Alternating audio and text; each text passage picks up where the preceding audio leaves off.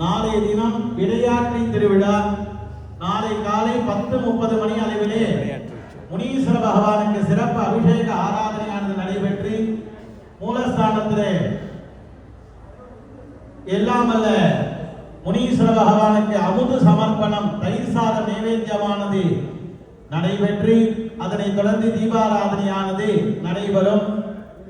அதனைத் தொடர்ந்து உச்சிகால பூஜை நடைபெற்று நாளைய தினம் சந்திர கிரகணம் என்று சொல்லக்கூடிய மாலையிலே வரக்கூடியது சந்திர கிரகணம்.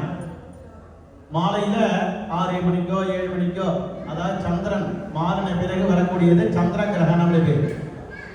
பகல்ல வரக்கூடியது சூரியன் இருக்கும் பொழுது வரக்கூடியது சூரிய கிரகணம்னு பேர். நாளைய தினம் சந்திர கிரகணமானது வருகின்றது. நமது இந்திய தேசத்திலேயும் சந்திர கிரகணமானது தெரியும். அதே போல சிங்கப்பூரிலேயும் அந்த சந்திர கிரகணமானது தெரியும். ஆகையினாலே அவரவர்கள் ஆத்மார்த்தமாக அவரவர்கள் ஜபங்கள்லாம் செய்து இறைவனையே நினைத்துக் கொண்டிருப்பதற்காக தான் இந்த சந்திர கிரகணத்திலே ஆலயத்தெல்லாம் வீட்டிலேருந்து வேற எங்கேயும் போகக்கூடாது, வீட்டிலேயே இருந்து சுவாமியெல்லாம் தரிசனம் செய்யணும்.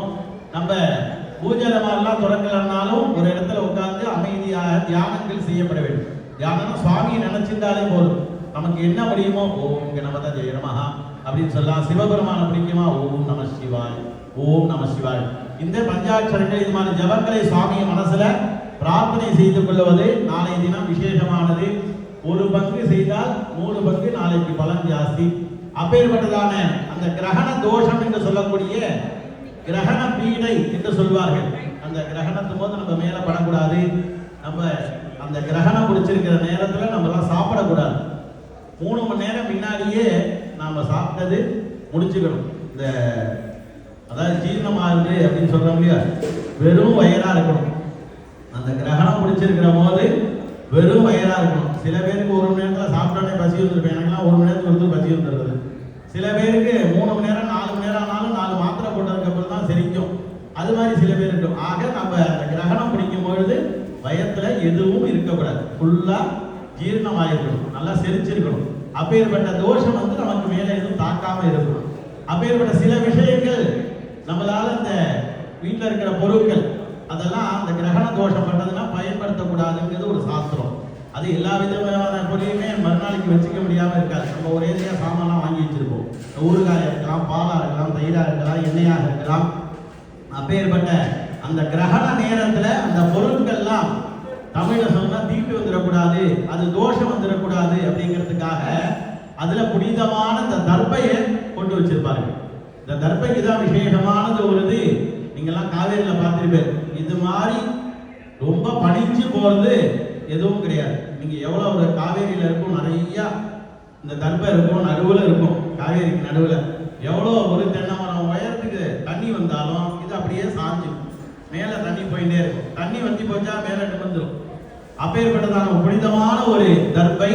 அந்த தர்பை என்ன பண்றதுன்னா சின்ன சின்னதாக கிள்ளி இந்த ஊறுகாயோ வீட்டில் இருக்கிற பொருட்கள்ல இந்த பால் தயிர் இதெல்லாம் போட்டு வைக்கணும். அப்ப அந்த தர்பை இருந்ததுனால தோஷங்கள் கிடையாது. அதற்காக தான் போடுறது. சில சமயம் பூஜை மாதிரி கூட்டியிருப்பாங்க. சில பேர் அவங்கவுங்க வீட்டு வழக்கம், சில பேர் திறந்து வச்சிருப்பாங்க. அந்த பூஜை மாதிரியும் இன்று வைக்கலாம். ஆகையினால நம்ம சுவாமியை பிரார்த்தனை செய்து கொண்டு சந்திர கிரக தோஷமானது யாருக்கும் எதுவும் வரக்கூடாது என்று சுவாமியை பிரார்த்தனை செய்திருக்கிறோம். இங்க இந்த விசேஷமா பாருங்க, இந்த கொடியேற்றத்துல இந்த தர்பையை வச்சு நம்ம பயன்படுத்துறோம். அப்பேற்பட்ட அந்த தர்பையை நீங்களாம் எடுத்துட்டு போகலாம். அந்த கிரகணத்துக்காக தர்பை, இந்த பூனல், சில பொருட்கள்லாம் கோயிலிருந்து வெறுமனை எடுத்துட்டு போகக்கூடாதுன்னு சொல்லுவாங்க. இதெல்லாம் சாஸ்திரங்கள். நம்ம கோயிலுக்கு வரும்பொழுதும் அதே மாதிரி வெறுமனை வரக்கூடாது. சில பேர் பார்த்தீங்கன்னா கொஞ்சமா பூவாவது கொண்டு வருவாங்க, இல்லை ஒரு பழத்தையாவது வாங்கிட்டு வருவாங்க. கோயிலுக்கு வரும்பொழுதும் பெரியவங்களை போய் பார்க்க போகும்பொழுதும் குழந்தைகளை பார்க்க போகும்பொழுதும் வெறுங்கையோடு போகக்கூடாது. வெறுங்கைன்னா செல்லு வச்சிருக்கேன், பர்ஸ் வச்சிருக்கேன், 2 பேக் வச்சிருக்கேன்னு அதை சொல்லலை. ஒரு பழங்களோ பூவோ ஒரு பிஸ்கெட்டோ ஏதோ ஒன்று குழந்தைகளுக்கு வாங்கிட்டு போகும். கோயிலுக்கு வருமா அதனால நம்மளால முடிஞ்சதை ஒரு பொருள் சுவாமிக்கு அந்த ஆலயத்துக்கு வரும்போது எடுத்துன்னு வரும். அதே மாதிரி நம்ம போகும்போதும் அதே மாதிரி எல்லாத்தையும் எடுத்துன்னு போகக்கூடாது. சுவாமிக்கு நம்மளால முடிஞ்சதை ஒரு ஒன்றில் எவ்வளோ சேர்த்துட்டு இந்த தர்பையை எடுத்துட்டு போகுமாறு அன்போடு கேட்டுக்கொள்கின்றோம். விசேஷமான நாளை பூஜை எல்லாம் நடைபெற்று சந்திர கிரகத்தினால நாளைக்கு சாயங்காலம் கோவில் கிடையாது. இன்னும் கோயில் கிடையாதா, சாமி பட்னியா இருப்பாரான்னு நினைக்க வேண்டாம். உச்சிகால பூஜை ஆன உடனே சாயங்காலத்துக்காக உள்ள பூஜைகள்லாம் உடனே நடைபெறும். அடுத்ததாக இரவுக்காக உள்ள பூஜை, அர்த்த ஜாம பூஜைகள்லாம் உடனே நடைபெறும். அந்த பூஜைகள்லாம் செய்துவிட்டு தான் இந்த ஆலயம் எல்லாம் அடைச்சிருவாங்க. மறுநாளைக்கு காலையில புதன்கிழமை காலையில புண்ணியாக வாசனை செய்த பிறகு ஆலயமானது சுத்தம் செய்யப்பட்டு அதன் தொடர்ந்து பூஜை எல்லாம் வழக்கம் போல நடைபெறும். எல்லா பூஜைகளையும் பங்கு பெற்று எல்லாம் அல்ல முனீஸ்வர பகவான் திருவருளும் உங்களுடைய இஷ்ட தெய்வங்கள் குலதெய்வங்களுடைய திருவருளும் கிடைக்க பெற்று வாழ்க்கையிலே பேரானந்த வாழ்வு வாழ இறைவன் திருவடியை பிரார்த்தித்து வேண்டிக் கொள்கின்றோம். நம பார்வதி பதையே.